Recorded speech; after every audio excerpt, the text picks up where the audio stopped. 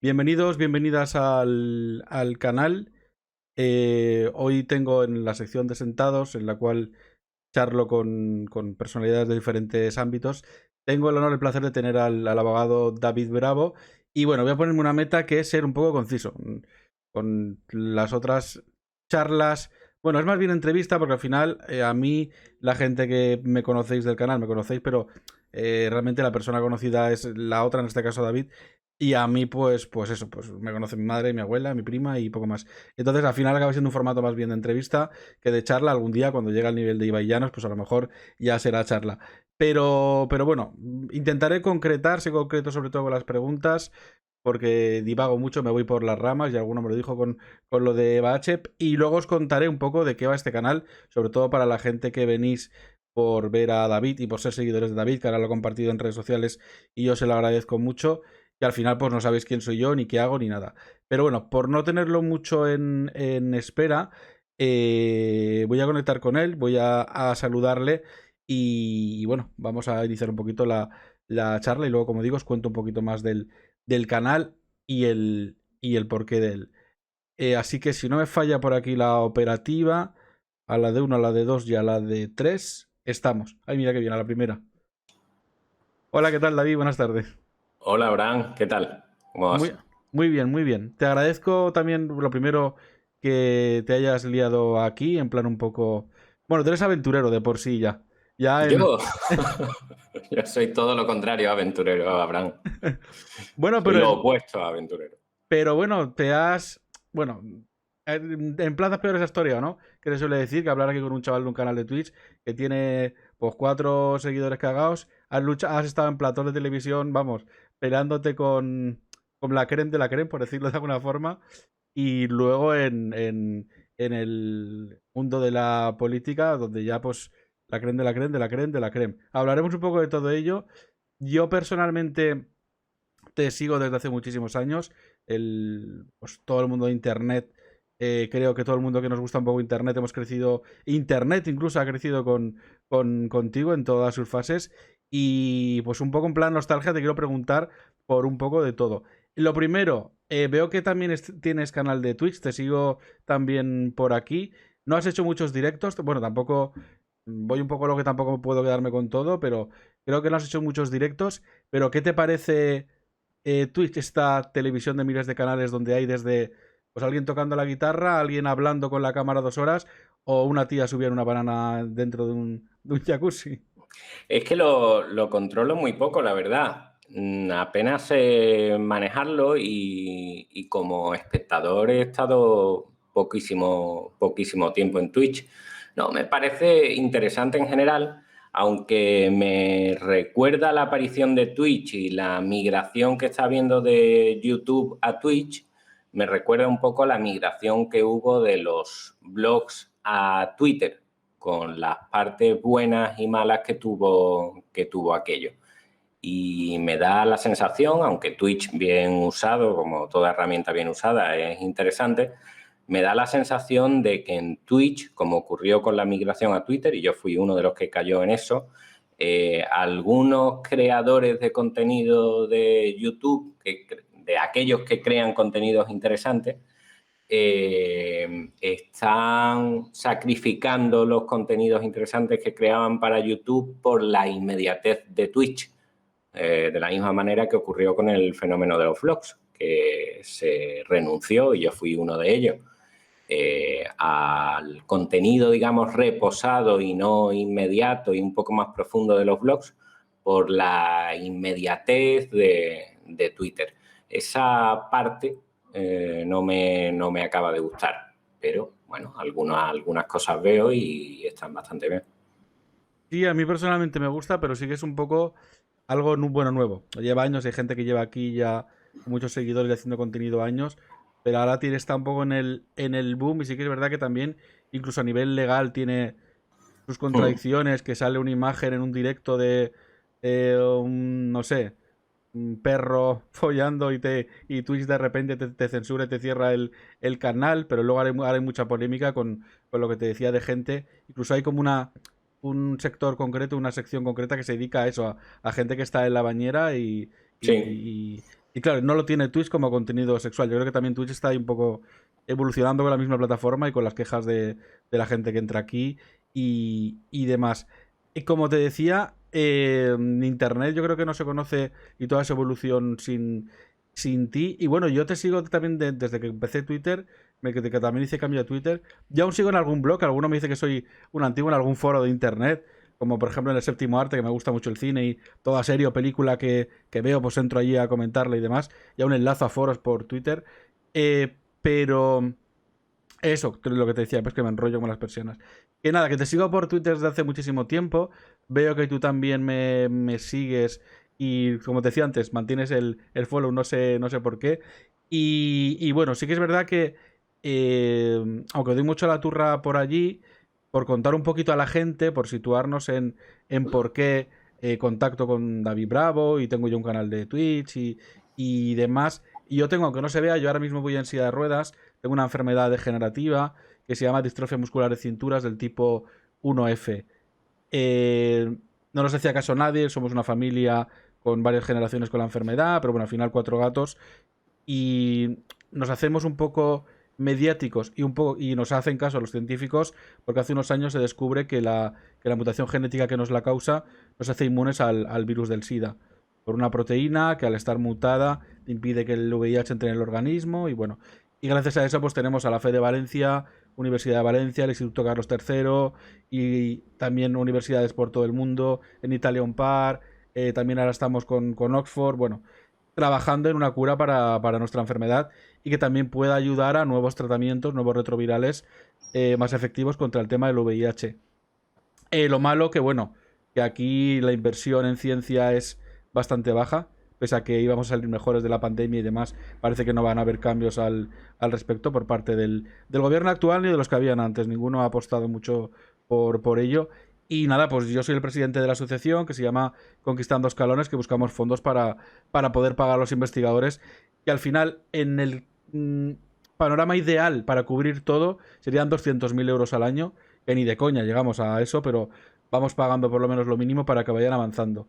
Y bueno, pues hacemos eventos musicales, yo he escrito un libro, tenemos en la web, aquí debajo donde estamos hablando hay un poco de información de todo, tenemos nuestra propia cerveza artesana incluso, que vendemos a toda España, y y por culpa de la pandemia, tener que dejar de hacer muchísimas cosas, pues me creé un canal de Twitch, aquí hay una campaña, que ahora mismo hay una barrita encima donde estamos hablando, que pone 4.296 euros conseguidos de 20.000, que es un poco la meta para pagar la persona predoctoral durante un año que está en la Universidad de Valencia trabajando en modelos animales de nuestra enfermedad, que ya funcionan fármacos para poder mejorar la enfermedad. Actualmente están con células nuestras y el próximo paro son los pacientes. Y bueno, pues me gusta siempre, he estado muchos años en medios de comunicación, me gusta el tema de hablar, de la radio, los podcasts, me gusta más a un micro que al tonto un lápiz y hablar con gente que admiro y que sigo, como en tu caso tú, antes con Eva H o la primera sección que tuve aquí con un jugador del Villarreal. Hechas las presentaciones, cualquiera que pueda colaborar, de vez en cuando en el chat van a salir bots, debajo de aquí en los paneles sale también la forma de colaborar, de donar. Ahora mismo estamos también con un sorteo de una Play 5 que se puede en mi Twitter compartir y colaborar con una mínima donación. Y ya dejo de dar la turra, vamos a lo importante, que es hablar con David. Y luego también la subiremos a YouTube, se quedará aquí también en Twitch, la entrevista, para quien quiera luego pues verla o lo que sea, y demás. No sé por... Bueno, no sé, te iba a decir, no sé por dónde empezar. En plan cronológico, no sé si lo acertado sería... claro, yo recuerdo aquello que empezaba a sonar que era la SGAE. A mí me sonaba a alguien como que de repente dice... aquí veo un vacío del cual aprovecharse. No estamos cobrando a la gente por respirar y el oxígeno es gratis. Me parece mal que el oxígeno sea gratis. Vamos a aprovechar esto y me monto una empresa que se llama SGAE y empiezo a cobrar a la gente por respirar. En este caso, por la música. No sé si es una definición acertada y un poco... Bueno, claro, siguen existiendo. Yo, de hecho, hago eventos benéficos y de vez en cuando al tiempo me llega factura de la SGAE de no sé qué. Digo, hostia, están vivos aún esta gente. Muchos han acabado en la cárcel, muchos no sé cómo viviste todo aquello y un poco el panorama actual y si sigues luchando con este tema o ya menos o... Ya mucho menos. Yo empecé con todo aquello, creo que fue en 2005, y fue a partir de una denuncia que un abogado, que no era de GAE, sino de la industria del software, dijo que había interpuesto contra 95.000 usuarios españoles por intercambiar obras intelectuales a través de redes peer-to-peer. Yo me asusté en principio como uno de los posibles usuarios denunciados y empecé a estudiar el tema. Ahí fue cuando la cuestión me hizo un poco clic. Yo todavía no conocía la SGAE ni nada parecido. Y escribí un artículo para tranquilizar a la gente diciéndole que había estudiado el tema y que el asunto evidentemente no era delictivo porque el Código Penal de la época exigía un beneficio, digamos, mercantil. Hoy eso se ha rebajado y ahora incluye cualquier beneficio indirecto, pero en aquel tiempo era muy estricto, era el ánimo de lucro mercantil. Y entonces escribí un artículo explicando esta cuestión, solo que el artículo tenía una cuestión distinta a los típicos artículos jurídicos y es que estaba escrito desde la perspectiva de una persona que había estudiado Derecho, pero que era también un usuario y estaba intentando transmitir esos conocimientos recién adquiridos a otros usuarios para tranquilizarlos, y estaba escrito en un lenguaje muy poco jurídico. Yo sabía que con ese tipo de artículos arriesgaba que los abogados más clásicos me miraran con recelo, cosa que efectivamente ocurrió, pero mi aspiración era llegar a la gente precisamente que no supiera derecho, porque la gente que ya sabía derecho me daba igual. Se publicó, se hizo más o menos viral, se replicó en muchas webs de la época, con Barrapunto, ISPA MP3, las webs de entonces, y alguien del Ministerio de Cultura de Galicia me llamó para una conferencia para debatir con el presidente de SDAE, la Sociedad Digital de Autores y Editores. Yo en aquel tiempo, como digo, no sabía nada del tema, solo había escrito un artículo. Tanto era así que yo a la SGAE, como no sabía cómo se pronunciaba, no lo había escuchado nunca pronunciado, yo la llamaba SGAE, letra por letra. Y fue allí, en vivo, en la conferencia, cuando el tipo de SDAE, menos mal que habló antes que yo, que era José Neri, luego procesado en un procedimiento penal, como habló antes que yo, y dijo, ¿por qué la SGAE? Y dije, hostia, que se pronuncia así, pues menos mal. O sea, podría haber estado yo allí con una especie de suerte de experto y diciendo SGAE, que es totalmente absurdo. Y el debate fue bien porque yo siempre tuve una suerte y es que yo sabía muy poco del tema en aquellos tiempos, pero la gente, por mi aspecto habitualmente descuidado y además con esa pinta de persona tan joven, la gente me infravaloraba aún más de lo que debían, pero era aún más de lo que debían. Entonces iban un poco a ver qué pasaba. Sin embargo, yo me lo preparaba muy bien porque sentía que me la jugaba en cada debate y me lo estudiaba mucho y además tenía mucho más tiempo libre que ellos. Eran personas ultra ocupadas, yo me podía dedicar solo a eso. Y el debate me salió bien. Y como empecé por ahí y el debate lo pusieron en internet y la gente pues medio que lo celebraba y hubo algún que otro zasca, yo estaba ahí totalmente eufórico hasta el punto de que me acuerdo perfectamente que ya me celebraban hasta los errores. El tipo de SDAE me dijo que una cosa que yo había dicho era un meme de internet. Un meme de internet. ¿Ya existían los memes entonces? Yo ni los conocía, la palabra meme la desconocía totalmente. Yo entendí que había dicho que yo era un memo de internet. Y entonces le dije, yo soy un memo, pues tú no sé qué, le dije algo y la gente aplaudió, me aplaudía hasta los errores y todo. De hecho, salió un libro después donde se recogía el debate y se ve perfectamente que él dice meme en la transcripción correcta y que yo le respondo como si me hubiera dicho memo y pone entre paréntesis aplausos. Bueno, aplausos totalmente inmerecidos. Era que yo me había equivocado, pero la gente ya me aplaudía absolutamente todo. Como salió guay la cosa, me llamaron de otros debates y ya el siguiente que tuve así importante fue en televisión con Teddy Bautista, que también terminó procesado. Hay una especie de maldición, cada vez que debato con alguien, pues termina de alguna manera procesado o condenado, porque el siguiente que tuve fue con Pedro Farré, que este no acabó procesado, este fue directamente a prisión, que lo condenaron a 2 años y medio de cárcel. Y a partir de ahí ya dejé de debatir porque la maldición continuaba expandiéndose y había que atajarla de algún modo. Claro, bueno, al ser abogado también es normal, ¿no? Que hables con gente que acabe luego en la cárcel, pero en este caso me acuerdo, pues siempre, eso siempre es Sí, pero suelen ser clientes Claro. o clientes contrarios, pero lo de debatir con abogados y presidentes de asociaciones y que terminen procesados o condenados no es tan común. Sí, yo me acuerdo que había, por eso, una euforia en toda la gente, pues que estábamos en el mundo del P2P o los foros y demás, con tu figura cuando nació de repente enfrentándose a esos hombres de corbata que nos tachaban a todos de delincuentes, de piratas, de criminales y demás, y con unos argumentos y además eso, ¿no? Que como tú bien dices, a lo mejor pensaban, va, este chaval viene aquí, lo vamos a poner de vuelta y media en televisión y les rebatía, les daba zascas, el público se venía arriba y bueno, era una gozada para todos, la verdad. Y bueno, yo la verdad que yo tuve mi época iba a decir obras, mentira, ripeos míos por internet hay cientos, por no decir miles. Yo con varios amigos, eso ha prescrito ya, ¿no? Ahora ya no se puede, ya no me puede. Sí. No le quiero decir muy alto. ¿De qué año es, más o menos?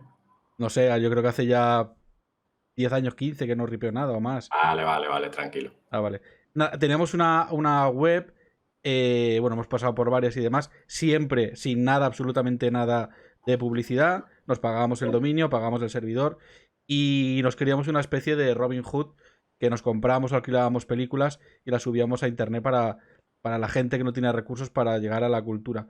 Luego con los años me he sentido mal, porque ahora también soy creador de contenido y bueno, incluso antes por hacer, en verdad digo, yo no le he pedido permiso a nadie ni al autor para hacer esto, al final estoy haciendo también gente que directamente no es por recursos, sino que es jeta o esta caña, se esté descargando cosas gratis de un autor al cual yo estoy, no sé, robando su obra de alguna forma. Yo incluso con los años he tenido un poco de remordimiento de conciencia con todo aquello. Pero sí que es verdad que, bueno, lo recuerdo años que no teníamos miedo al principio, en plan de, bueno, además te seguíamos mucho todo lo que hacías. David Bravo deja claro que si no hay ánimo de lucro, no hay ningún tipo de problema. Luego entró la Sinde y ya empezó un poco a removernos los pilares y decir, uff, igual aquí empezamos a ver webs cerrar, igual aquí sí que, a ver si vamos a acabar aquí que estamos 4 colegas gastándonos el dinero y uno con chiquillos, el otro con tal, a ver si vamos a acabar aquí con jaleos. Y bueno, acabamos cerrando la web por acojono. Al final hicieron un poco esa presión del acojono general.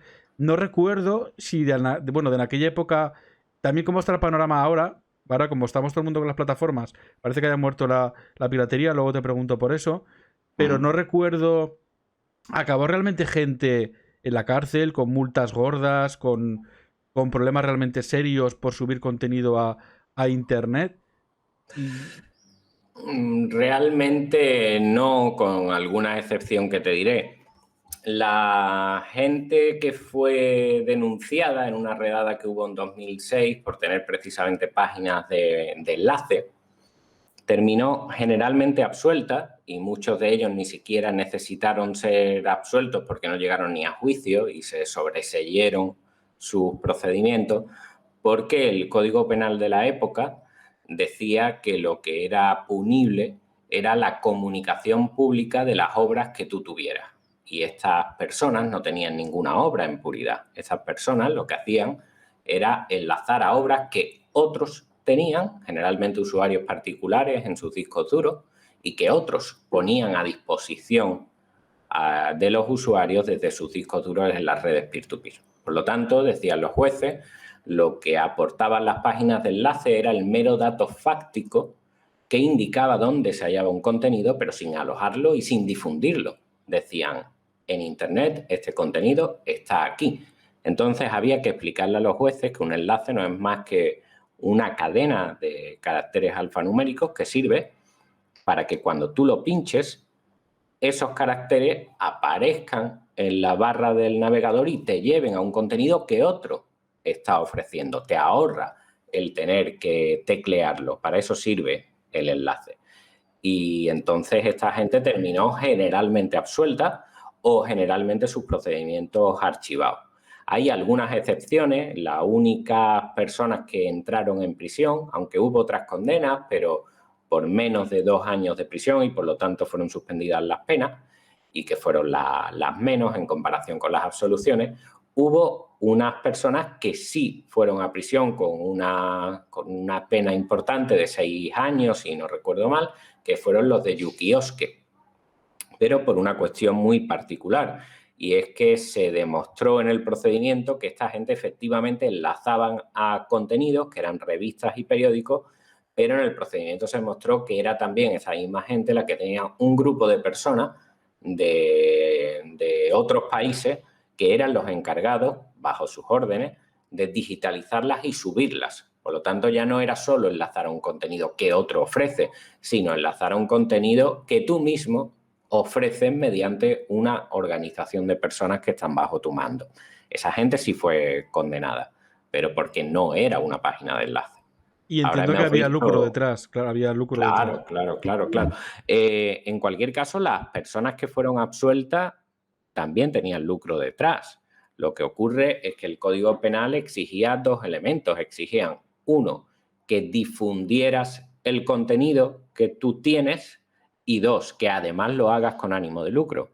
Como en estos casos lo que no se daba era el primer elemento, ya daba igual si tenías lucro o no, porque da igual que realices una conducta no tipificada con ánimo de lucro, porque eso es totalmente legal. Lo que sería ilegal es hacer la conducta tipificada con ánimo de lucro. En este caso de las páginas de enlace no se daba la conducta tipificada.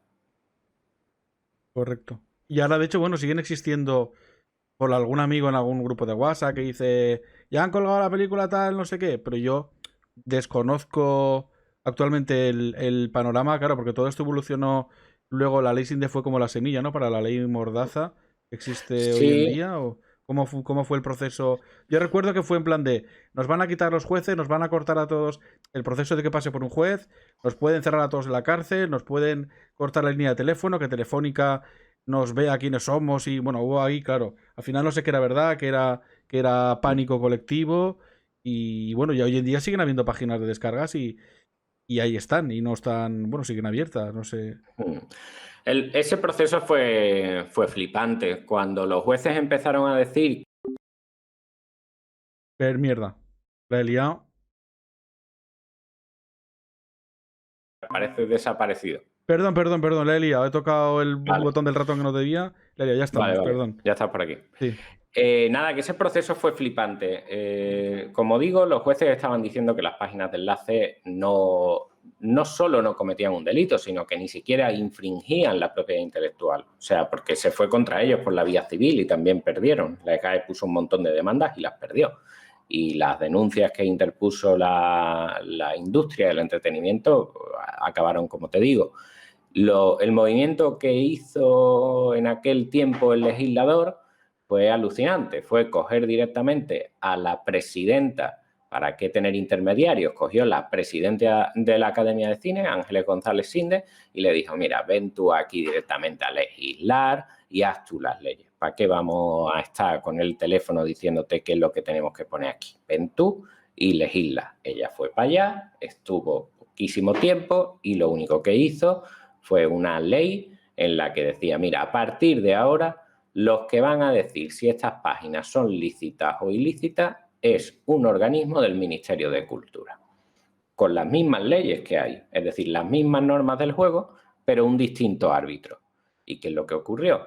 Que la industria del entretenimiento, que perdía todos los pleitos o su gran mayoría ante los jueces, decidió redirigir sus acciones por la vía administrativa ante un cuerpo que se había creado para ellos. Y este cuerpo efectivamente hizo lo que todos esperábamos, traducir las leyes de la forma opuesta a como lo estaban haciendo los jueces hasta el momento. Y donde los jueces decían que enlazar no era comunicar públicamente el contenido, sino que era otro acto distinto, el órgano administrativo que había configurado Sinde dijo lo contrario, dijo que no, que esto era comunicar públicamente y por lo tanto una infracción y empezó a ordenar el cierre de páginas web. Entonces lo que se hizo fue sencillamente pues cambiar al árbitro por uno que era, digamos, cercano a las tesis de la industria, no solo cercano, sino que es que el Ministerio de Cultura, me acuerdo todavía a Carmen Calvo, cuando hubo la redada de 2006, dijo que aquella redada que se hizo bajo su cargo mientras ella era ministra de Cultura era lo más importante que ella había hecho durante esa legislatura. Estuvo condecorando a los policías que realizaron la redada.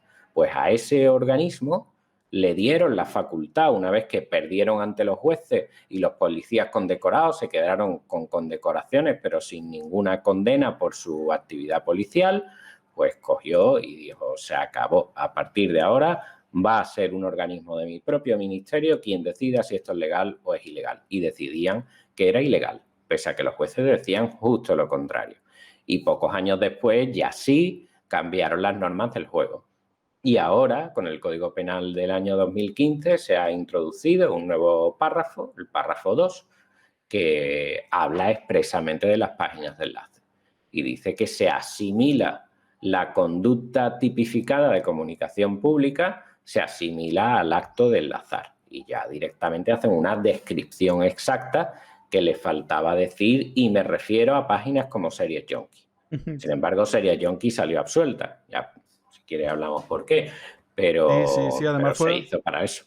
Además, me acuerdo que te seguíamos por toda la información que dabas actualizada sobre el tema, y también porque, bueno, veíamos el eco de webs como Series Junkies y otras que ahora mismo no recuerdo, pero webs grandes, incluso con lucro, que al final salían absueltas, y decíamos, bueno, si esta web grande y con lucro se la suelta, nosotros que tenemos, pues eso, somos 4 matados que no tenemos ni publicidad, porque vamos a cerrar, vamos a seguir adelante. ¿Cómo fueron esos juicios, macrojuicios? Porque era gente, claro, eran webs importantes, que se ganaba dinero detrás. No lo digo en plan condena, sino como comparativa a que supuestamente nosotros estábamos protegidos, pero al final, como dices, era tan fácil como la tipificación del tema, que yo estoy enlazando un contenido, pero que no es mío, que no tengo mi ordenador. Aunque bueno, muchos de los que compartimos películas sí que realmente te alquilabas la película, la ripeabas y la subías a internet, pero... Claro, ahí lo que te falta es el lucro. Es que tú date cuenta de la encrucijada legal en la que se encontraba esta gente. Esta gente se encontraba con lo siguiente. El Código Penal decía, tienes que difundir la película sin autorización. Y además tienes que hacerlo con ánimo de lucro. Correcto. Las páginas de enlace tenían ánimo de lucro, pero no difundían la película. Solo la enlazaban. Quien la difundía era el usuario. Eso sí, cuando fueron a por los usuarios se encontraban con el reverso, con el negativo de esta cuestión, que era justo lo contrario. Esta gente sí difundía la película, pero lo que les faltaba era el ánimo de lucro. Como son los dos elementos los que se tienen que dar para que haya delito, pues resulta que ninguno de los dos delinquía, porque lo que tenía uno le faltaba al otro y viceversa. Entonces nunca consiguieron una condena ni de usuarios ni de páginas de enlaces, también fueron a por los usuarios. Pusieron denuncias que además ellos decían que era para ver la interpretación que hacían los jueces del Código Penal, porque nosotros sosteníamos que el usuario particular no tenía ánimo de lucro, por mucho que ellos dijeran que se ahorraba el precio de lo descargado, dando por hecho que todo lo descargado es una compra menos que él tenía pensado hacer, que era mucho decir, y los jueces dijeron no, de eso nada.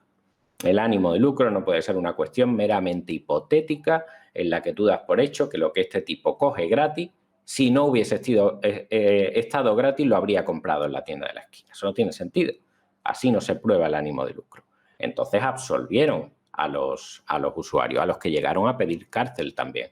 Llegaron a denunciar a 2. Y no hubo ningún caso, porque en nuestro caso, como te digo, al final éramos personas particulares que te alquilabas, te comprabas una película, la ripeabas para que ocupara menos y la subías a Emule, que al final estás compartiendo un enlace, pero tienes tú tu disco duro, el MKV o el AVI. Y había gente que hacía lo mismo que nosotros, pero a su vez en su página web tenía publicidad. Ahí no hubo nunca ninguna... Porque era... Mi duda y nuestro miedo entonces era... Si pusiéramos en algún momento publicidad, estaríamos cayendo en las dos cosas. Una, claro, estoy ripeando, subiendo de mi disco duro a la red, aunque sea un enlace, la película, y otra, estoy teniendo publicidad. Pero sí que había gente que lo hacía y no supimos, claro, nunca de ningún caso.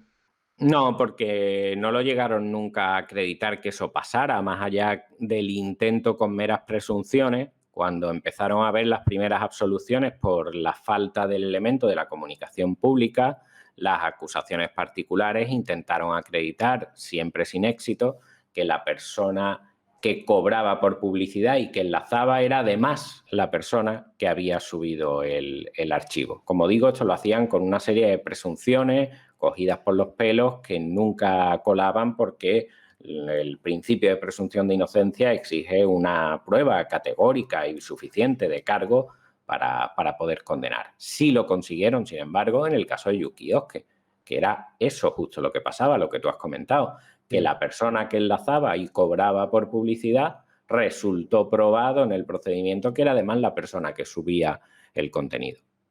¿Y qué pasó, ya que me lo comentabas con series yonkis? Y luego recuerdo también, aunque no era de películas, pero bueno, el tema es similar. Yo me acuerdo de rojadirecta.com, que aquel chaval salió. Tengo muy mala memoria para todo en general, pero casi como que lo habían llevado a Guantánamo, al de Roja Directa o algo así. ¿Qué pasó al final con ese caso? No sé si estuviste también involucrado en él a nivel legal o siguiéndolo seguro, pero. No, sí, a Roja Directa no le hicieron tanto como llegar a Guantánamo. De hecho, Roja Directa fue uno de los casos que fueron sobreseídos en aquella oleada. Roja Directa lo intentaron por la vía penal y se encontraron con un auto de sobreseimiento que decía, además copiando la doctrina que se había creado a partir de Charemula, que fue la primera, y a partir de TV Mix, que era una página muy similar a Roja Directa, y dijeron, no, mire usted, es que el Código Penal actual no castiga el enlace. Lo que sí ocurrió después es que demandaron a Roja Directa por la vía civil, echando mano de la doctrina nueva del Tribunal de Justicia de la Unión Europea por la sentencia llamada Svensson, que hizo las veces, digamos, de legislador más que de tribunal que interpreta las leyes vigentes y que dijo que un enlace debería asimilarse a la comunicación pública. Los demandaron por parte de MediaPro y Gol Televisión y hubo una condena al cese de esa actividad que está siendo discutida todavía hoy ante el Tribunal Supremo. Esa es la situación en España de Roja Directa. ¿Y qué pasó? Yo lo tengo muy, eso sí que es verdad que lo tengo muy difuso. El tema de series junkies que me comentabas tú que fue Sí, como el más sonado, no sé, claro, todo el mundo bajaba, además era la época dorada como de las series que coincidían, pues, creo que estaba pues en ese momento Perdidos, House, luego Prison Break, bueno, todo el boom de series americanas. claro. Series Junkie se encontró con un juicio en el que le pedían pues, muchísimos millones y muchísimos años de prisión y terminaron absueltos en primera instancia porque los hechos investigados eran anteriores a la reforma del año 2015 que tipificaba expresamente esta conducta y lo que dice la sentencia es, miren ustedes, no me pueden sostener que esta conducta ya estaba tipificada en el artículo 271 porque es comunicación pública, cuando el legislador en el año 2015 dice expresamente vamos a incluir una nueva actividad punible, lo dice en la exposición de motivos, como la, digamos, interpretación auténtica que le llaman a la ley, vamos a incluir un nuevo párrafo, el 272, que incluye como nueva actividad punible ofrecer enlace. Si en el año 2015 se introduce una nueva actividad punible, quiere decir que antes del año 2015 esta actividad no era punible. Y entonces lo que hace la sentencia de primera instancia es decir, la actividad de series junkie no era punible en la fecha en la que se han circunscrito la investigación de los hechos. Esa sentencia, que para mí es inapelable, se recurrió en apelación. La sentencia de apelación es igualmente absolutoria, es decir, confirma la de primera instancia, pero hay que decir que pese a la celebración, y me parece que la sentencia de segunda instancia es una mala sentencia en cuestiones técnicas. Viene a decir que sí debe interpretarse como incardinable en este tipo penal, en el tipo penal anterior a la reforma, lo cual para mí es un disparate, encajado ahí a empujones, pero absuelve porque entiende que estas personas carecían de dolo, es decir, de la intención de vulnerar este artículo, porque entendían, y era lógico que lo entendieran, que esa actividad no era punible habida cuenta de la ristra de resoluciones anteriores que venían una y otra vez confirmando que aquella actividad no encajaba en el tipo delictivo. Y decía que estas personas no estaban realizando la actividad con la conciencia de que esa actividad fuera delictiva. ¿Por qué? Pues no porque ellos pensaran que no era delictiva y con eso vale, sino porque es que lo estaban diciendo nada menos que los jueces. Y no solo los jueces, el Consejo General del Poder Judicial, en el informe que hizo sobre la ley Sinde, lo ratifica. Dice, la mayoría literalmente dice, hay que tener en cuenta, y eso fue una advertencia que le daba al organismo que iba a juzgar, entre comillas, estos casos, le decía, la mayoría de la jurisprudencia menor que ha recaído sobre el asunto sostiene que esta actividad no es equivalente a la comunicación pública. Por lo tanto, todo el contexto de aquella época decía, incluidos jueces e incluido el Consejo General del Poder Judicial, que esa actividad no era punible. Y entonces dice, si bien nosotros a día de hoy consideramos que en aquellos tiempos esto debió haberse interpretado de otra manera, lo cierto es que no podemos juzgar las actividades del pasado por los ojos del presente. Y entendemos que en esta gente lo que se da es una circunstancia similar a la conocida como exención de responsabilidad por error de prohibición, que es una eximente del Código Penal. Entonces los termina absolviendo. Dice, estos tipos no tenían dolo. Claro, pero entonces, porque no recuerdo las fechas, si eres Yonkis había cesado su actividad antes de 2015 y lo que querían es sacar una ley nueva en 2015 y ahora voy a ir a por todos los que no podía ir antes con Exacto. la nueva ley intentando aplicarla a nivel retroactivo. Exacto. Y eso es lo que dice la sentencia de primera instancia que no puede hacerse. Cesara la actividad de Series Yonki en 2015 o más tarde, cosa que no sé, lo que sí sé es que la investigación desde luego se circunscribió a hechos anteriores al año 2015. Vale. Y en el momento que estamos ahora, yo recuerdo tiempo después, bueno, creo que fue posterior a Sinde, fue Alex de la Iglesia, presidente de la Academia de Cine. Recuerdo un discurso que también nos marcó mucho a mucha gente, muy aclamado en muchos foros, de intentar dar un paso hacia la modernidad. De señores, cambiemos el modelo, nos estamos quedando estancados. Ya hablaba entonces de temas, si no recuerdo mal, plataformas y demás. Hoy en día parece, no sé si es real esa sensación o no, que la piratería ha muerto, que todo el mundo ya ha dado por hecho que pagar algo por pagar una cuota al mes por Netflix o por la plataforma que sea Amazon HBO, que no sé si en algún momento se unificarán de alguna forma complicado, pero porque al final pagar, no sé, 50 euros al mes y las tienes que tener todas es difícil. Pero no sé si la piratería, o la mal llamada piratería, ha muerto hoy en día ya. Y si ha sido gracias a. Supongo que muchos se pondrán la medalla, toda la gente Lisinde y demás, en plan, gracias a todas las actuaciones que hicimos, cerramos todas las webs y hemos acabado, o realmente es porque ya la industria se ha sabido adaptar y habiendo plataformas ya la gente le da pereza buscarse la película, el subtítulo, el no sé qué, y dice, pues pago Netflix y adelante. Igual es una sensación mala mía, no, y no ha acabado, sigue habiendo mucho movimiento de descarga de contenido audiovisual. No sigue habiendo mucho movimiento. Efectivamente, lo que ha ocurrido es que una vez que han aparecido las plataformas que llevábamos años diciendo que tenían que aparecer, yo me acuerdo que en todas las conferencias, en absolutamente todas, hablaba de un economista estadounidense que decía, miren ustedes, esto es una ley económica como la ley de la gravedad. Ustedes no pueden parar esto, e intentar parar esto es como intentar parar el agua que atraviesa una canasta de baloncesto.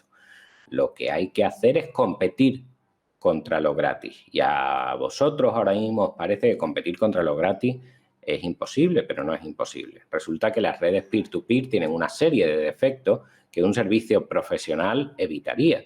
Las redes peer-to-peer, en aquel momento, tienen colas, tienes que esperar a la descarga, te descargas una película y es un fake y después resulta que es otra. Sonríes porque el típico fake es Sí, que la porno siempre, básicamente. te descargas una película clásica y al final es una porno. Sí. O al revés, lo que sería peor. O incluso alguna de animación de niños y la pones delante de la familia y sale, sí, has andado. Yo creo que a todo el mundo le anda pasado Claro. ese caso. O te descargas una porno y al final es una película clásica, que También, sí, también está feo jode. también, sí. El caso es que este tipo decía, miren, lo que ustedes tienen que hacer, y esto lo decía mucho antes de que en la mente de ningún ejecutivo estuviera la palabra Netflix o Spotify, lo que ustedes tienen que hacer es competir con esto, eliminando todas esas cuestiones negativas y ofrecerle a la gente algo que haga que acudir a estos servicios sea algo que no merece la pena. Y hablaba incluso del concepto que ahora tenemos totalmente asimilado como servicios freemium, algo parecido a Spotify, que tiene una parte free y otra premium, y daba ya pistas de esta cuestión. Y cuando nosotros terminábamos las conferencias, siempre terminábamos con soluciones.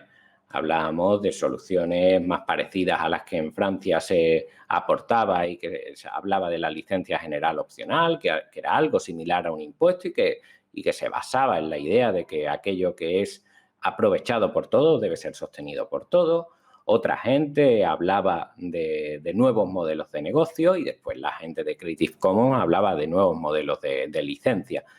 Y cuando por fin la industria empieza a ofrecer esos servicios, la gente que puede pagarlos, porque hay otras que no pueden pagarlo y siguen acudiendo a este tipo de webs, pero son ahora muchos menos. A este tipo de web me refiero a las de enlaces que todavía existen, pues lo que hacen es decir, yo no me como el coco con meterme en una web P2P a buscar enlace, a descargarme un archivo que a lo mejor es un virus o es un fake. Yo le pago 7 euros a esta plataforma y es que no tengo tiempo para ver todo lo que aquí me ofrecen. Y entonces los nombres propios que acabaron con las descargas de internet no fueron ni Sinde, ni Bert, ni Bautista, ni Pedro Farré, sino que fueron Netflix, Spotify, HBO, etcétera. Mientras esta otra gente estaba por uva. Teddy Bautista estaba tan fuera de este mundo que en el año 1999 él ya decía, que había un gran agujero con el nacimiento del MP3 y con Napster, pero que la SGAE ya había puesto el parche a la herida. Es decir, en 1999, Teddy Bautista ya iba por ahí diciendo que el parche a la herida estaba puesto en el 99. No sabía todavía el Teddy Bautista de 1999 lo que iba a pensar el Teddy Bautista del futuro, que era que no solo no había puesto un parche, sino que había puesto un dedo en un colador y estaba pensando que así estaba parando el agua que lo atraviesa. Y al final, como tantos y tantos y tantos sectores se abrazaron a cómo estaba en ese momento el sector y al final pues la propia inercia del crecimiento y de la modernidad se los acaba llevando por delante. Pero como le ocurrió a los teatros, antes no hay que olvidar que la industria discográfica nació asesinando puestos de trabajo porque ella era la nueva tecnología que esa sí había que respetar, y es que antes la única manera de escuchar música era en vivo. La idea de escuchar música en tu propia casa con un disco era algo aberrante para la gente que se ganaba la vida ofreciendo música de la única manera en la que podía ser escuchada, que es en vivo en un teatro, en vivo en un bar o en vivo en la calle. Cuando nació la industria discográfica de mano del nacimiento de esa nueva tecnología mataempleos, es decir, el gramófono, las discográficas nacieron sobre los cadáveres que dejó a su paso cuando la gente dejó de ir, o al menos de la manera en la que iba a los teatros a escuchar música, porque ahora podía escucharlo en su casa. Y resulta que después ocurrió que vino otra tecnología que permitía clonar la música de esos discos y que hacía justo lo contrario, que era que hubiese más fans de la música que podían escuchar de esa manera libre y aumentara el número de conciertos que se daban, porque aumentaba el número de fans de los artistas y la cuestión volvió a revertirse. Es decir, toda tecnología que ha nacido matando trabajos, pero también construyendo otros. Y luego ha habido una adaptación, igual que ha pasado con Internet. Nosotros lo que pedíamos era una adaptación y no meter a la gente a la cárcel. Y eso fue lo que pasó. Intentaron meter a la gente en la cárcel, no lo consiguieron. Si lo hubieran conseguido, tampoco habría servido de nada y al final han terminado adaptándose. Si hubiesen empezado antes, seguramente les habría ido mejor. La verdad que si no fuera por tanta gente que sufrió en el camino, todos los tascas que veíamos que les dabas a unos y a otros, era divertido seguir todo aquello. Los tascas sigues con ello, vi sin quererme meterme, porque yo estos temas, sin ser que no me conoce nadie, toxicidad fuera, mala vibra fuera, que dice Ibai, pero bueno, vi un trocito del juicio con el tema Wismichu contra Dallas y demás, veo que la fuerza de los tascas no lo has perdido y tu verborrea y la facilidad a la hora de expresar y de contar todo el proceso, sea judicial o sea de otro tema. Hay gente que me preguntaba, pues amigos, ay sí, David Bravo, ostras, ¿qué hace ahora David Bravo? Digo, ostras, pues David Bravo no para, aparte del tema del juicio, que vamos, que no es que es algo alejado de los focos, es de pura actualidad y de tiempos de internet de ahora mismo. También he visto algún vídeo últimamente porque yo también es un tema que me preocupa, bueno, me preocupa, me interesa, no sé si decir preocupa, el tema del el humor, internet, redes sociales, los ofendiditos, todo esto. Yo, por ejemplo, pues como soy de un colectivo con discapacidad y yo soy defensor de que hay que reírse de absolutamente todo, incluso es sano, ayuda a naturalizar los problemas, a que el semejante te vea como alguien igual a él y no ni como un superhéroe en una cúpula, ni tampoco como un pobrecito enfermo. Pero bueno, hay gente que se ofende, está el tema de David Suárez, que también has hecho algún vídeo hablando del tema, que incluso por lo que entendí sí que hay algún peligro real de que al final le pueda afectar a él, el tema del chiste que hizo sobre, bueno, que puedes decir, no me gusta el chiste, pero de ahí a mételo en la cárcel por este chiste, pues va un mundo, ¿no? Y te quería preguntar, por centralizar un poco, aparte de que me hables un poco del tema de cómo está de David Suárez, también si realmente a nivel legal actualmente, de que alguien se ofenda con un chiste, siendo de un colectivo, sea de lo que sea, puede tener consecuencias legales, o el peligro real sigue estando en los grandes poderes, en ciertas instituciones, como por ejemplo que hay Rubin en La Resistencia hizo un chiste sobre Vox y demás, y de repente, somos humoristas, somos muy tal, pero la cadena ha dicho que te vas a la calle y te vas. ¿Dónde está realmente el peligro actualmente, si existe, legal para el tema del humor, por ejemplo, como hablamos? Bueno, a nivel legal sí que existe un riesgo porque tenemos una serie de tipos delictivos algo líquidos y sujetos a interpretación, entre ellos, por ejemplo, el delito a la ofensa a los sentimientos religiosos, que antes me preguntaba si el hecho de que alguien se sienta ofendido permite judicializar el asunto. Yo diría que no tanto el hecho de que esa persona se sienta ofendido, sino que la expresión realizada tenga capacidad real para generar esa ofensa, porque cualquiera puede sentirse ofendido por cualquier cosa, aun las no ofensivas, pero en lo que tiene que ver con la ofensa a los sentimientos religiosos, ese tipo penal generalmente inaplicado por los jueces es un riesgo para el humor. De hecho, lo vimos cuando en su momento Javier Crae hizo un sketch en el que ponía un crucifijo en un horno y explicaba una receta de cómo se hace un crucifijo al horno. En su momento, cuando lo hizo, que era hace muchísimos años, no pasó nada, pero cuando fue al programa de Lo Más Plus, lo pusieron y le dijeron, oye, mira, ¿te acuerdas cuando hiciste esta cosa? Creo que era Lo Más Plus. Y en ese momento, cuando se resucitó aquel sketch, denunciaron a Javier Crae por ofensa de los sentimientos religiosos y se siguió un procedimiento similar al que se siguió contra Willy Toledo y contra el que se seguiría hoy en día si la vida de Brian se hiciera a día de hoy, porque se entiende que se están vejando la religión, la fe o los dogmas de ese colectivo. Javier Crae, como casi todo el mundo, técnicamente todo el mundo, con una sola excepción que yo conozca, terminó absuelto porque los jueces pues, se acogen a que la intención de Javier Crae es puramente artística, en otros casos humorística, y en ningún caso la intención es en concreto la de vejar una creencia.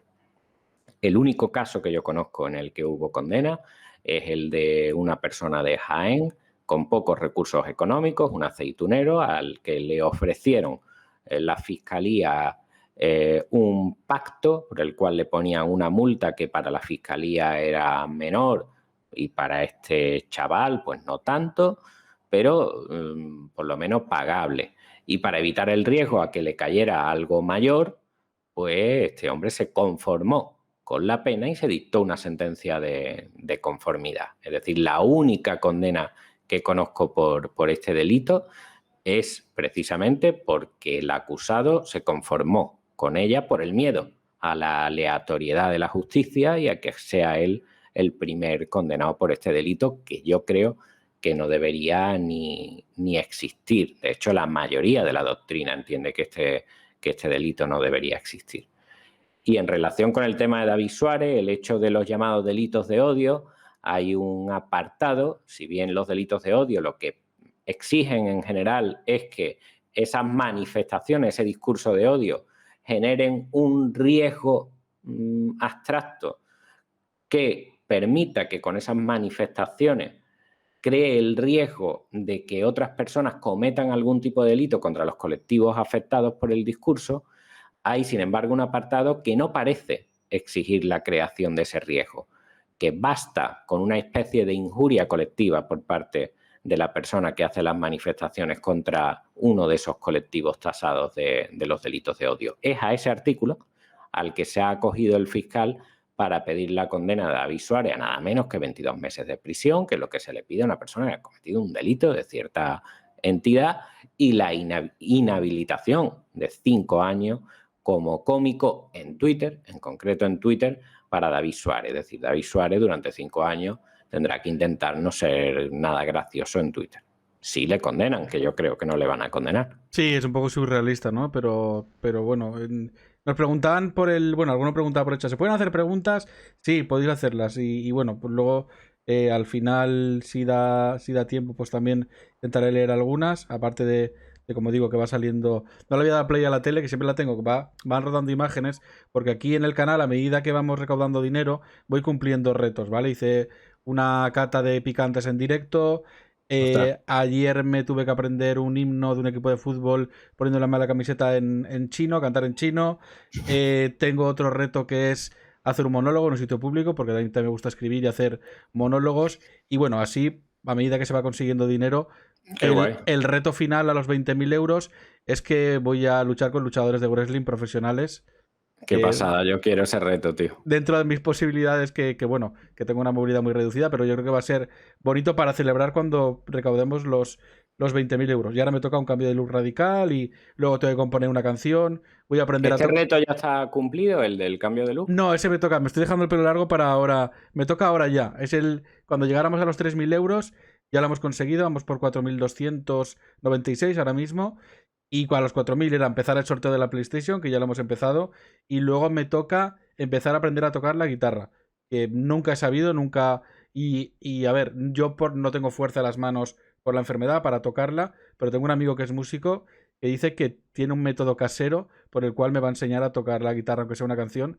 Y bueno, me parece un reto bonito. Además, mi padre, que falleció hace muchos años por la enfermedad, tenemos una guitarra en casa llena de polvo, que a él sí que le gustaba tocarla hasta que pudo.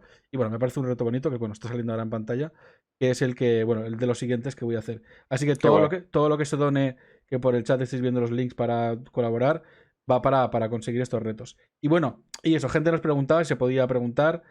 Sí, también luego agradeceré que he quitado las alertas para que no esté aquí kitty clink todo el rato, pero luego agradecer a todos los nuevos seguidores del canal de las últimas horas. Y bueno, alguno hacía la observación, Notorious Brockman decía que Iggy que no bueno, preguntaba si Iggy no resuelve la resistencia. Yo lo veo todos los días y creo que no ha vuelto a aparecer en la resistencia. Pero dice, bueno, en todo caso la censura se quedó ahí. Pero claro, aunque no vayas a la cárcel, aunque no acabes en plan condenado o fustigado en una plaza pública, al final, si a ti te tiran de tu trabajo o te evita que ya eres señalado y ya no te contratan para ciertas cosas, o pasas un proceso de intimidación, de acoso, de gente en plan contra ti como avalanchas, también es dañino, aunque no... Parece que la cárcel Ah, es el malo, pero bueno, también hay cosas, ¿no? hombre, y tanto la censura del mercado a veces es mucho más grave que la que te puede imponer un juez y además es bastante habitual. Yo me acuerdo, eso se hace de forma muy común en Estados Unidos. Cuando Nirvana sacó el disco Inútero, las tiendas de Walmart decidieron retirarlo de las tiendas, el disco. Que Walmart retire de las tiendas un disco tuyo equivale a que no has sacado un disco. Por lo tanto, la próxima vez, si hubiese habido próxima vez que Nirvana sacara un disco, ese fue el último por desgraciado motivo, pues se pensarán 10 veces si caer otra vez en el error que llevó a que Walmart lo vetara. El error fue que Inútero tiene una conocidísima canción que era Rape Me, Sí. y el nombre Rape Me no les gustaba a Walmart.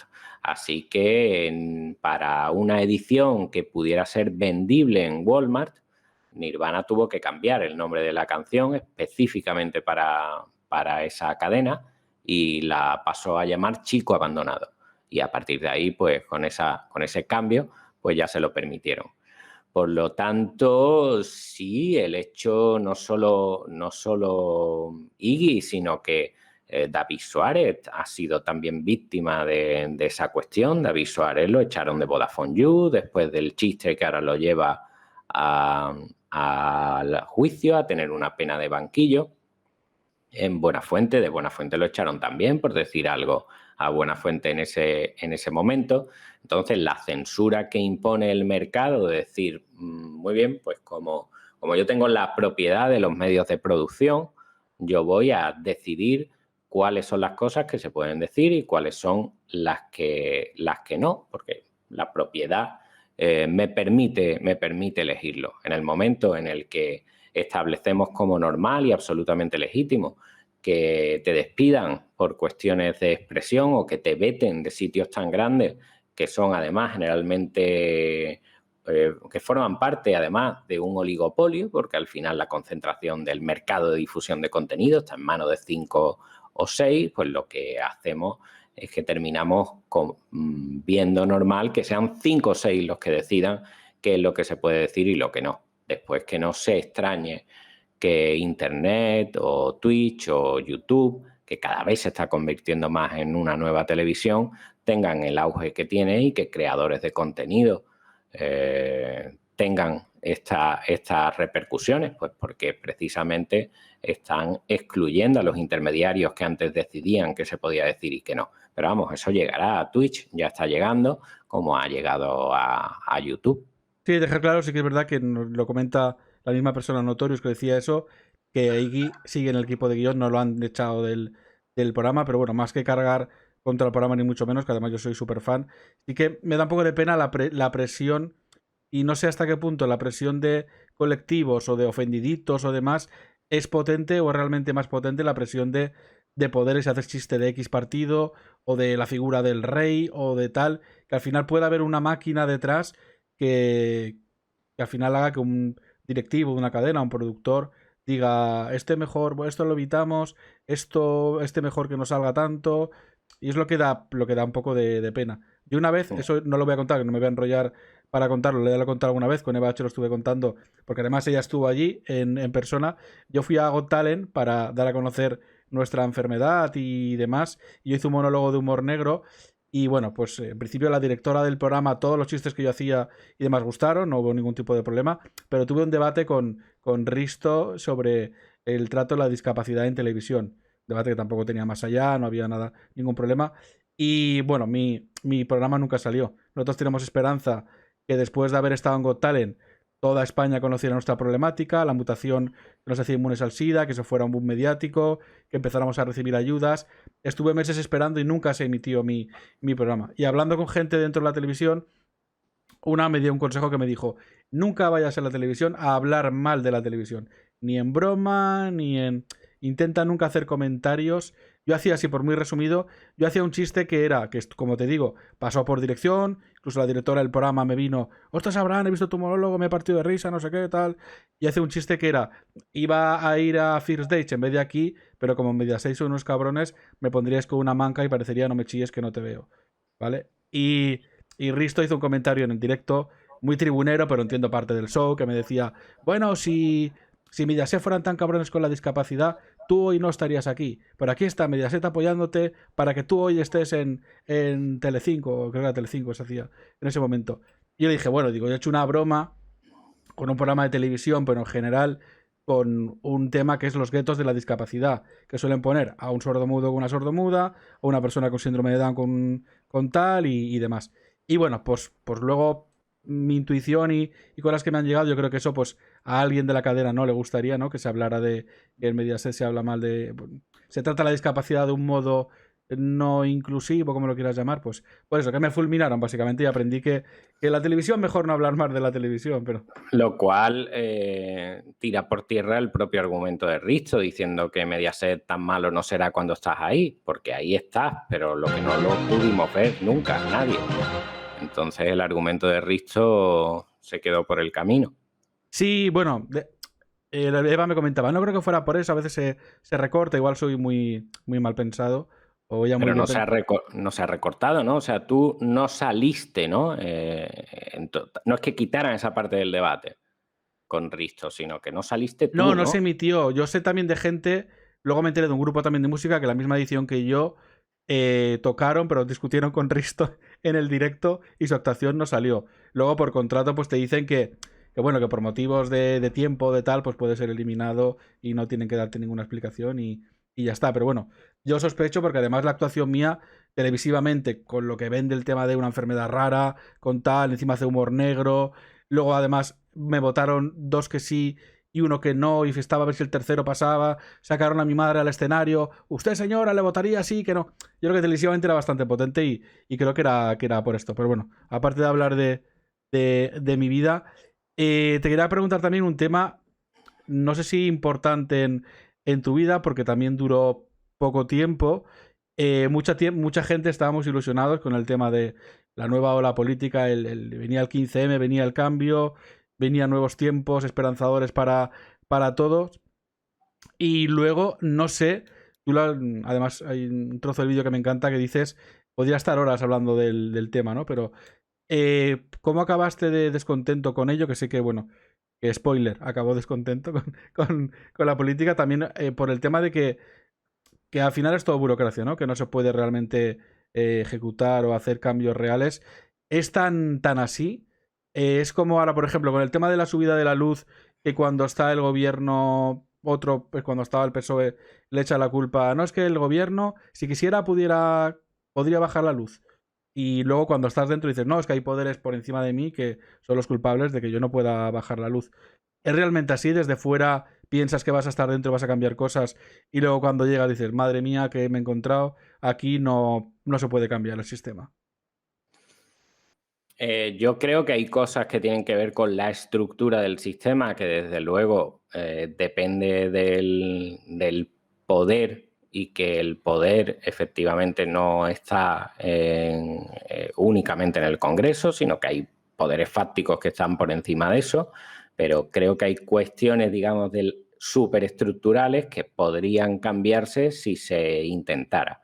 Sin embargo, lo que yo percibí allí es que el trabajo del político es el de hacer una campaña política para ser elegido y una vez elegido continuar durante 4 años con una campaña política para volver a ser elegido dentro de 4 años. De tal manera que todo el trabajo, todos los discursos que se hacen en el Parlamento, todas las pullas dirigidas a este o al otro, tienen como único objetivo no la creación de mejoras, ni leyes, ni nada parecido, sino que son un misil teledirigido contra el adversario que haga que él, dentro de 4 años, tenga menos votos que tú.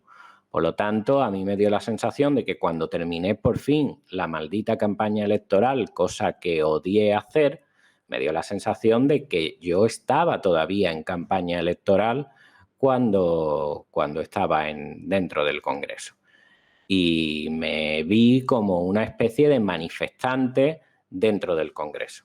No solo yo, sino que también lo vi en el resto de partidos políticos. De hecho, hubo uno que trajo a una serie de venezolanos al Congreso, que sentaron en la tribuna y se pusieron a hablar de Venezuela, cosa que no sé a qué venía en aquel contexto, pero que me enteré después, aunque era bastante obvio. Cuando fui a coger el ascensor, el dirigente de este partido político comentó con sus diputados que estaban allí, dice: hoy los hemos jodido bien en relación a Podemos. Es decir, todas esas horas perdidas y ese dinero gastado no era más que parte de la campaña electoral, cuando la campaña electoral ya había pasado, que tenía como destinatario joder bien al partido rival que tenían enfrente. Y viceversa. Y cuando nosotros hablábamos, pues era otro tanto de lo mismo. Por lo tanto, lo que a mí no me interesa en absoluto es participar en un juego político que consiste en hacer una campaña electoral donde tú prometes una serie de cosas y finges ser quien no eres para que te voten, y una vez votado y dentro del Congreso, en lugar de ponerte a hacer cosas que tú veas que cristalizan en algo, ponerte a hacer juegos, digamos, gestuales para hacerle guiños a tu electorado y que te vuelvan a votar dentro de 4 años y así permanecer en el cargo eternamente teniendo un buen trabajo. A mí eso no me interesaba mucho ni me llenaba de ninguna manera, y cuando terminó la legislatura lo que de ninguna manera iba a hacer era volver a hacer una campaña electoral para nuevamente entrar en el Congreso y continuar con las reivindicaciones y manifestaciones. De hecho, hoy en día veo a las personas que forman parte del gobierno poniendo en tweets una serie de críticas que están relacionadas directamente con el ámbito de gestión suyo propio y las hacen como si las hiciera yo. Es decir, tú imagínate a una persona que es ministro de Agricultura y que está continuamente quejándose de las cuestiones que él mismo tendría que estar solucionando. Y entonces veo que en realidad nada ha cambiado, es decir, que las personas que están dentro del Congreso siguen siendo manifestantes dentro del Congreso, porque eran lo que estaban acostumbrados a hacer. Pero una vez dentro ya nadie te pida que seas un manifestante que reivindica cosas. Los que reivindicamos cosas somos nosotros, los que estamos fuera. A ti te pagamos para que nos las arregles. Claro, entonces no hay nadie realmente con el poder. No sé, yo en mi caso, por ejemplo, con la ciencia. Ahora llegó un ministro de ciencia, Pedro Duque. Además que no pusieron a uno que era, no sé, que era albañil primo del presidente del partido político, sino que era una persona de ciencia, que valoraba la ciencia y en principio con conocimiento. Supuestamente se subió el presupuesto del Estado, sacaron mucho pecho. En comparación con el anterior gobierno, toda la burocracia, que es un lastre, nosotros nos hemos encontrado de recaudar fondos para pagar a un postdoctoral, una predoctoral, y llegar a pagar y que te planteen un laberinto burocrático que está el laboratorio sin personal, tú teniendo el dinero para contratarlo, totalmente surrealista. Y supuestamente se iba a acabar con eso también. Y al final llegan y dicen: no, es que esto depende porque tal, tenemos que hacer un congreso, nos hacemos la foto y ahora vamos a firmar un convenio, y nunca le soluciona nada. No hay realmente, tú que has estado dentro, realmente, bueno, se han cambiado cosas, se han aprobado leyes, muchas sociales, que han mejorado en pues, muchas cosas, pero realmente es tanta la impotencia de sentir que no puedes hacer nada aún estando dentro.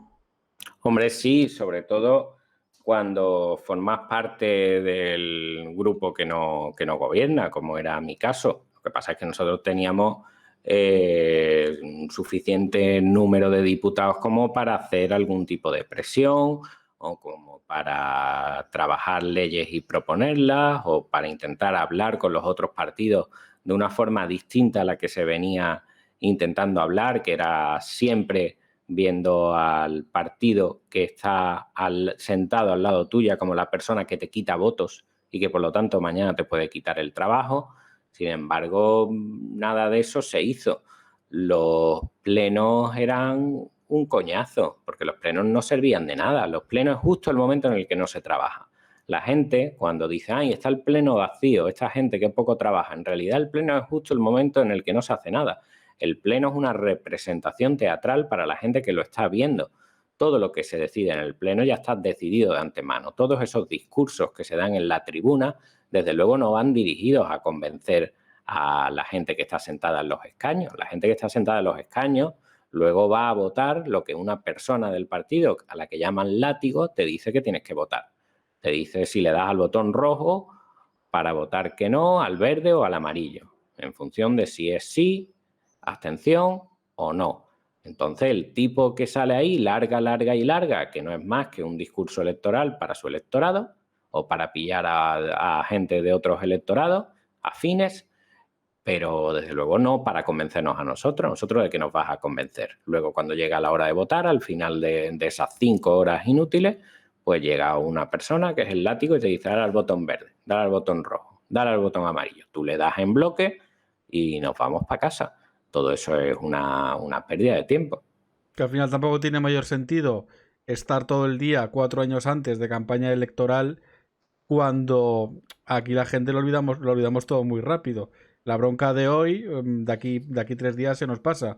Pero al final, bueno, causa un desgaste y una enfrentación en el ciudadano, que bueno, eso podríamos estar hablando ahora sobre el tema. Te quería preguntar, el otro día cambiando radicalmente de tema, hablamos en un grupo de WhatsApp de amigos, y ahora se ha puesto un poco de moda marcas que utilizan la figura de un famoso, ¿vale? Para hacer un meme y realmente están haciendo publicidad sin autorización de la persona. Por ejemplo, el KFC, la marca KFC, Militao hizo la mano esta del penalti, de que bueno, que le tocó la mano, hubo mucha polémica y demás, que coge a Militao con la postura tal y hace como que está haciendo algo de KFC. O a Hazard, que lo tienen frito el pobre, porque siendo futbolista está gordo y no sé qué, las coñas que le hacen marcas de hamburguesas son a patadas. Realmente, a nivel legal, eso es... No sé, yo creo, digo, no lo entiendo desde mi poca... Por eso te pregunto a ti, desde mi desconocimiento legal, sin tú pagar, sin tú hablar con Hazard y decirle, Hazard, mira, ¿quieres que hagamos una campaña? Te pagamos tanto y te vamos a poner una foto tuya comiéndote una hamburguesa. Que le va a decir que no porque realmente es un meme que la están llamando gordo. Pero, ¿hasta qué punto eso es legal? Y no puede Hazard decir, estáis utilizando mi imagen... Y aparte para una coña, para publicitaros vosotros. Bueno, en principio la norma general es que los derechos de imagen, especialmente cuando están relacionados con la publicidad, es una intromisión ilegítima en el derecho a la imagen el utilizarla con fines publicitarios. Sí es verdad que en algunas ocasiones, pocas y excepcionales, porque la regla general es la que te digo, se ha admitido la parodia de determinadas, por una cuestión de libertad de expresión, de determinadas figuras públicas, pero generalmente no cuando tiene un fin lucrativo. Además, estas personas, si son futbolistas, los derechos de imagen generalmente suelen cederlo a los clubes o a otras mercantiles como Nike o Adidas, que están legitimadas para reclamar, porque solo ellas pueden explotar en exclusiva los derechos de imagen de la persona que se los ha cedido. Así que sí, eso tiene problemas legales si lo hacen empresas con ánimo de lucro.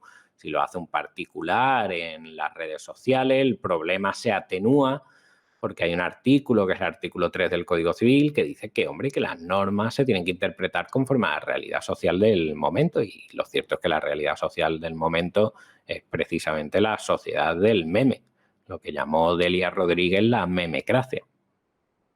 Sí, por eso me extraña, bueno, igual les da igual, porque al final el dinero que están ganando y si les meten en un litigio, dice, bueno, pues más publicidad, ya lo pagaremos, que estamos forrados.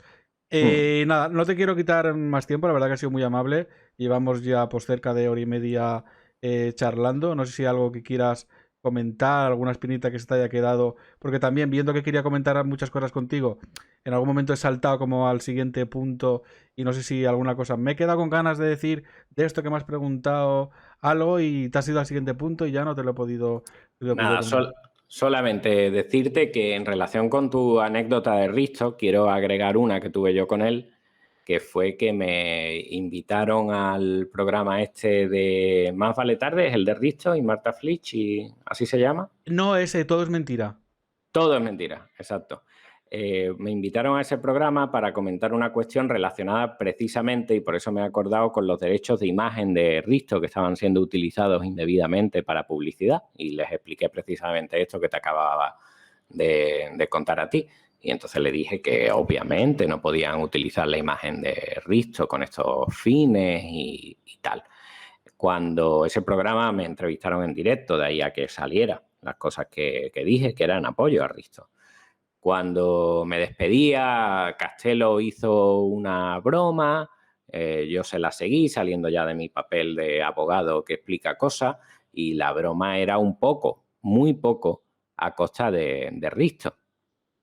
Y Marta Flitch me cortó el rollo inmediatamente. O sea, me dijo, oiga, que usted es abogado, las bromas para los bromistas, usted no haga bromas con Risto.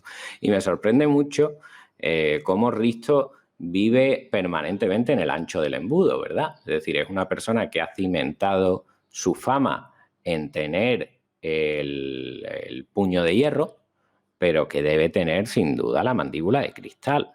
O sea, es una persona a la que le dices cualquier cosa y le ofende en el alma, y de hecho cuando no está él ya se encarga Marta Flitch de ponerle coto.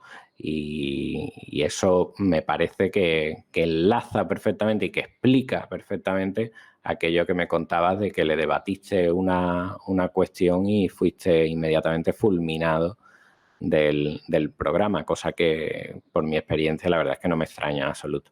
Sí, bueno, yo en principio lo acarreo más a, como ya hablaba de que Mediaset, ya hablaba de First Dates, lo acarreo más a que alguien de la cadena se pudiera mosquear más que Risto, que entiendo que, bueno, fue muy tribunero el comentario, a algunos le silbaron, otros le aplaudieron, es parte del show, no le guardo récord por ello, además me dio consejos acertados por el tema del humor, me dijo que sí, que pasaba a la siguiente fase, pero bueno, no lo sé, a lo mejor, no sé porque no llegué tan dentro para saber.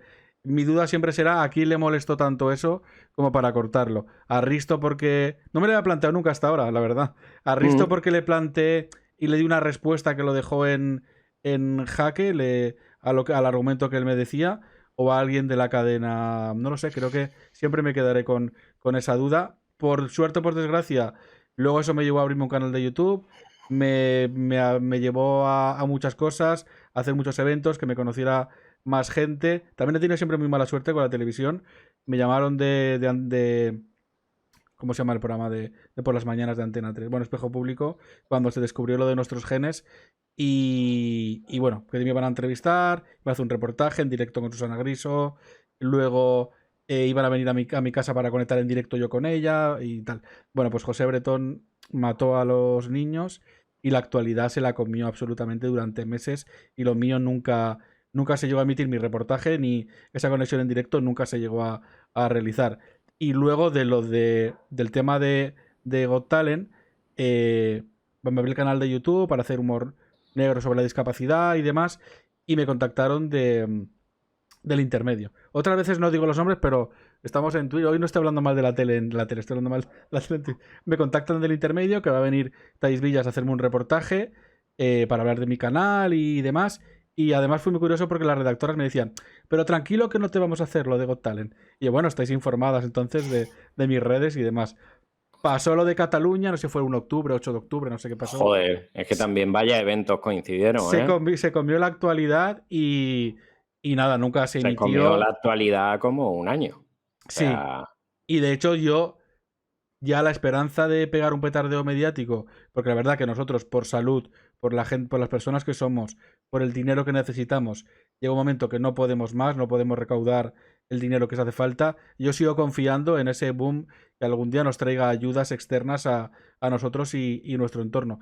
Y bueno, sigo trabajando en ello sin parar. Sí que salí, que me hace mucha ilusión en la vida moderna, que conté esto mismo a la gente de allí, me entrevistaron allí, conté la mala suerte y claro, Ignatius y compañía decían, ostras, mañana pasará algo y esto no se emitirá.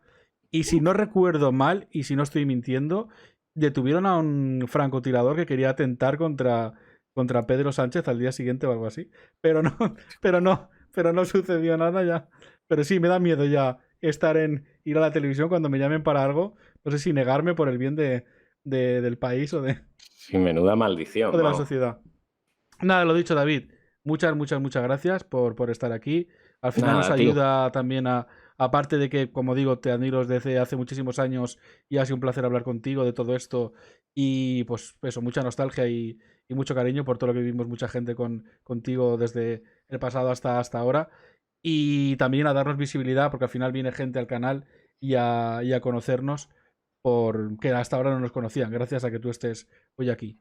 Así que lo Gracias a dicho, ti. muchas gracias. Y ahora me voy a quedar te dejo ya ir en paz, me voy a quedar unos minutitos para agradecer a toda la gente nueva que nos sigue y demás. Pero eso, yo creo que ya te roba bastante tiempo y lo dicho. Muchas gracias. Gracias, Abraham. Adiós a todos. Hasta luego, David. Un abrazo. Un abrazo.